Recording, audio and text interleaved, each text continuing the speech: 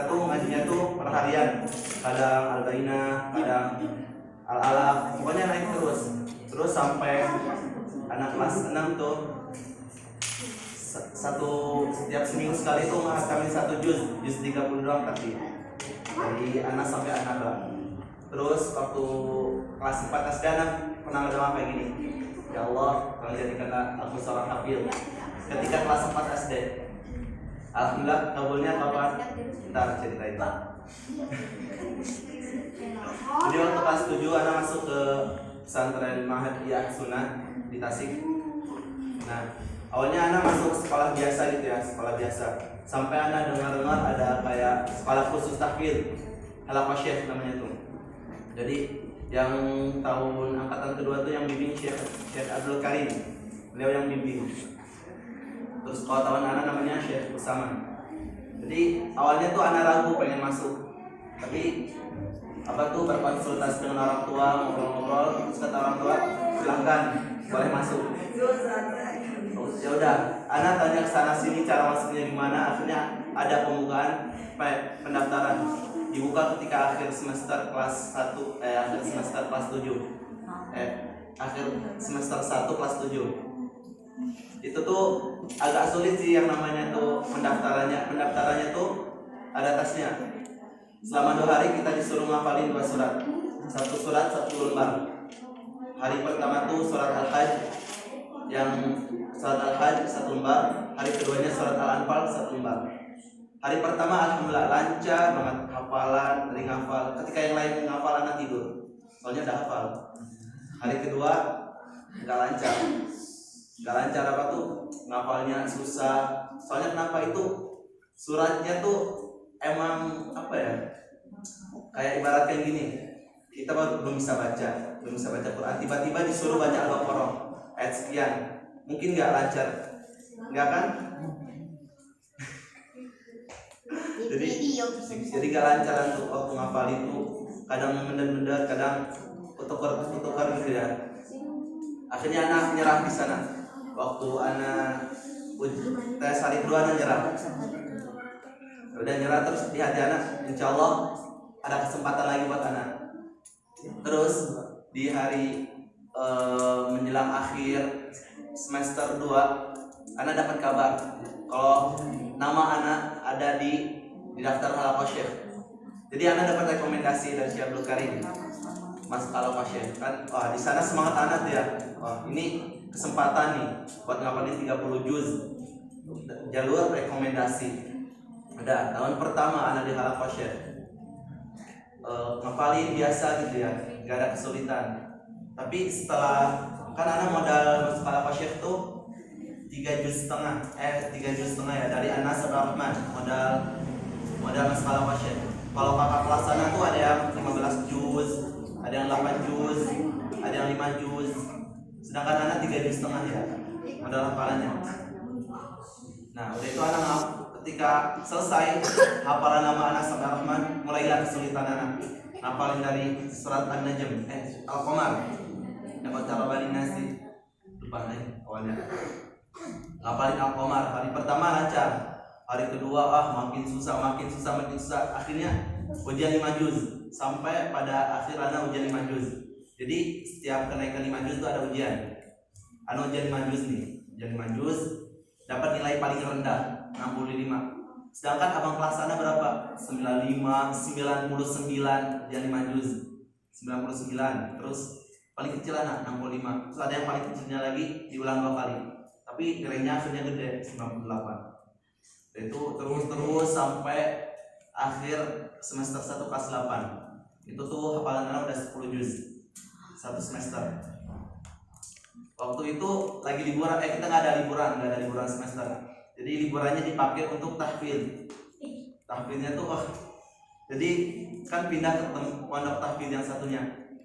Asrama tengah, mesti di atas, ruang makan di bawah. Jadi jalan gini, naik, turunnya gini, ke bawah lagi. Itu selama 2 minggu kita kayak gitu kesiksa.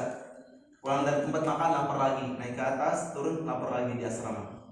Kesiksa tuh kan, moroja terus waktu lagi liburan tuh sampai pada akhirnya ujian 10 juz. Ujian 10 juz, anak gak yakin tuh ya hafalan anak lancar apa enggak. Ujian akhirnya setelah ujian, cerita singkatnya tuh. Anak ujian 10 juz.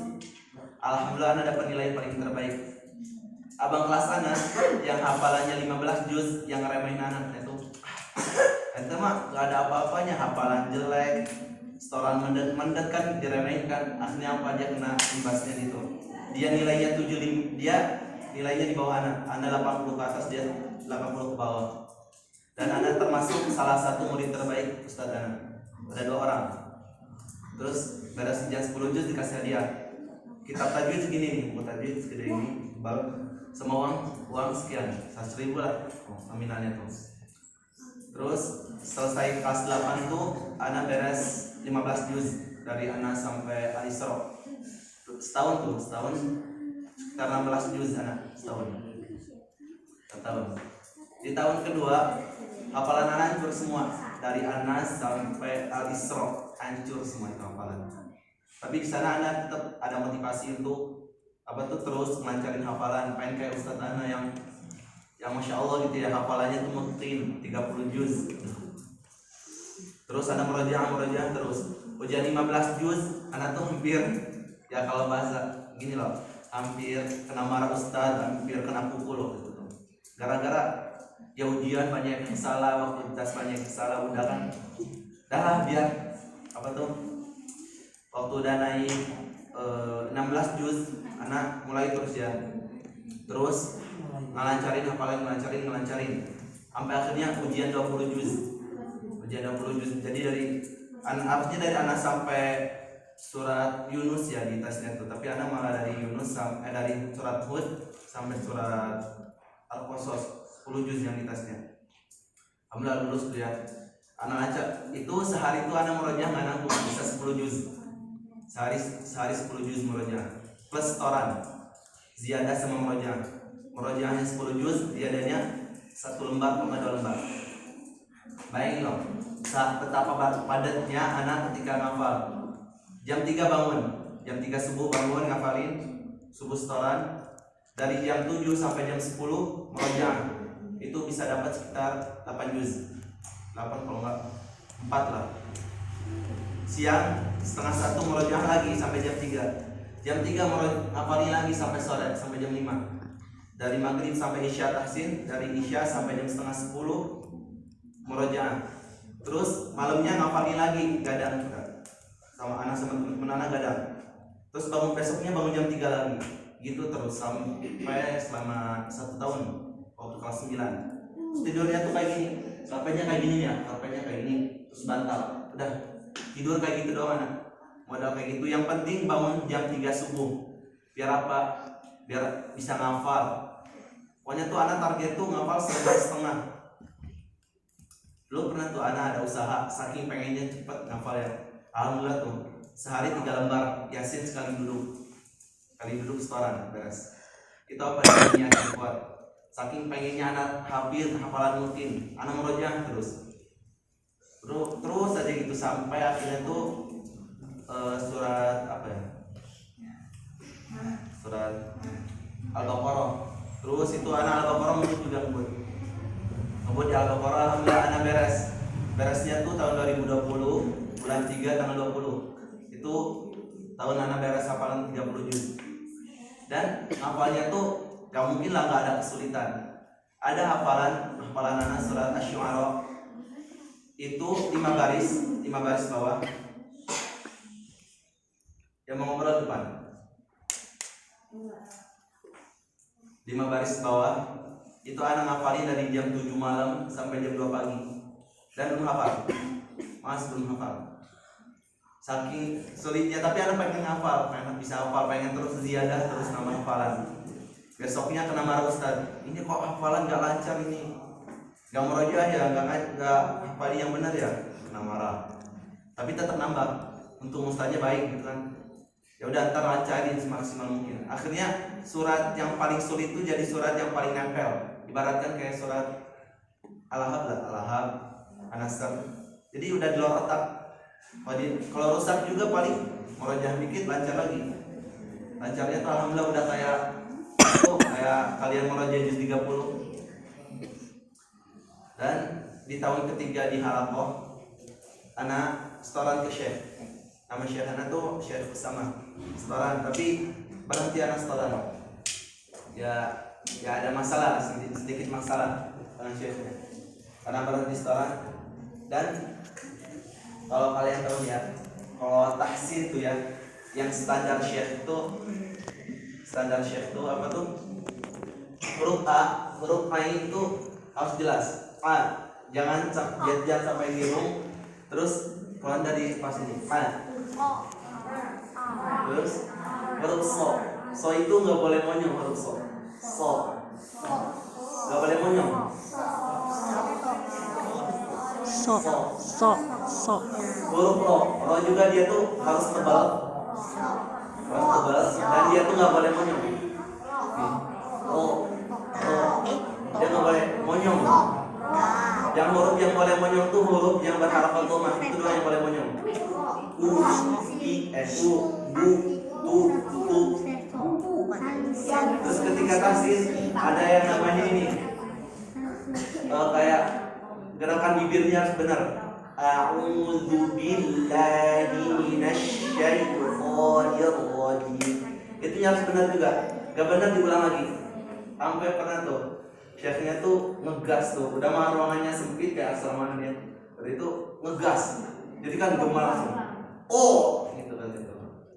Itu saking harus benar-benarnya tuh. O-nya tuh entah gimana ya, kayak bulat banget tuh, O-nya bulat tapi tebal. Oh. Terus yang tipis harus tipis banget. Contoh kayak apa ya? Apa yang tipis dia? Fir kan fir katawdin azim. Fir harus tipis. Fir. Kalau tebal harus tebal. Harus tebal. Jadi sulit. Awal-awal nggak terbiasa, jadi waktu baca alif lam mim, waktu baca surat Al-Baqarah ya setoran ke Syekh. Innal ladzina kafaru sawa'un 'alaihim a'anzartahum am lam tunzirhum la yu'minun. Itu harus benar dari ucapannya, panjang-pendeknya, tajwidnya, terus cara ngucapinnya harus benar. Itu salah satu syarat kalian ingin dapat sanad. Setelah 30 juz sama Syekh. 3 bulan waktunya tuh. Kalau hafalnya lancar. Belum lagi kalau misalnya ada nih Syekh yang sekarang, jadi syarat dapat ini sanad tuh agak ribet. Jadi kalian tuh setoran hafalan plus belajar tajwidnya juga. Kalau misalnya nggak belajar tajwid, meskipun kalian setoran nggak bakal dikasih sanad. Terus belum ya gitu, Syekhnya kan pakai bahasa Arab ya, dan anak masih belum pasti pakai bahasa Arab. Kadang ketika beliau jelasin, kata kalau beliau apa tuh nyampein sesuatu kan agak inilah, nggak ini sama apa. Contoh lah, kayak orang Indonesia, orang Jakarta datang ke Garut, kita ngomong pakai bahasa Sunda, mereka ngerti nggak? Nggak kan? Nah ibarat gitu, Syekhnya datang dari Yaman, tiba-tiba ngomong pakai bahasa Yaman, pakai bahasa Arab kan? Nggak ngerti gitu kan? Ya terus sampai sekarang anak masih murojaah. Tapi Umi Ana bilang murojaahnya jangan banyak-banyak, soalnya ya suara anak pernah rusak ya waktu itu, rusak seret sampai kayak pokoknya seringnya gitu terus kan, kayak suara sumbang gimana gitu, suara sumbang waktu nada tinggi gitu keputus gitu, tau kan? Gitu kan? Iya ada pernah kayak gitu, lagi ngaji pernah kayak gitu anak. Beda kalau misalnya itu dari kecil kayak gini ya, kayak sekarang ya, ini yang kecil-kecil. Kalau misalnya ketika suaranya dilatih itu bakal bagus untuk gede, bagus. Apalagi tajwidnya benar, makhorijul huruf itu benar, itu plus-plusnya tuh. Jadi kalau singkatan nada itu paling rendah, tajwid, makhorijul huruf, terus cara bacanya, historin, sanad. Ada yang beliau tuh setoran sanadnya sampai ke Rasulullah, ada yang sampai Abu Bakar, ada yang sampai Umar, ada yang sampai Jibril, ada Jibril alaihissalam. Perjuangannya panjang. Di Ustaz-Ustaz Ana juga ada yang sampai gadang. Beliau tuh cerita gadang tuh seminggu buat ngafalin, gadang 2 hari buat ngafalin, gadang terus. Tujuannya apa? Biar hafalannya setoran iya, ziyadah iya, murojaah dapat. Paling dari itu, dari aneh. Jadi ketika kalian ingin menghafal Al-Quran, kalian tuh gak bakal merasain yang namanya nikmat ketika menghafal Al-Quran kalau misalnya nggak bersusah payah dulu gitu. Ya terserah susah payahnya gimana, misalnya gadang lah, ngabisin waktu nolak di kamar cuma buat ngafalin, mau nggak tidur di mana gitu, cuma buat bangun subuh. Sampai kan gini, kisahnya Abu Hurairah pengen ke masjid nih, di masjidnya dekat tapi beliau tuh pingsan 5 kali. Itu saking pengennya beliau tuh ke majelis ilmu, ke majelis Rasulullah. Akhirnya apa? Beliau jadi periwayat hadis yang terkenal sampai sekarang, dan riwayat hadisnya sahih semua. Paling itu dari saya. Semoga bermanfaat. Assalamualaikum warahmatullahi wabarakatuh.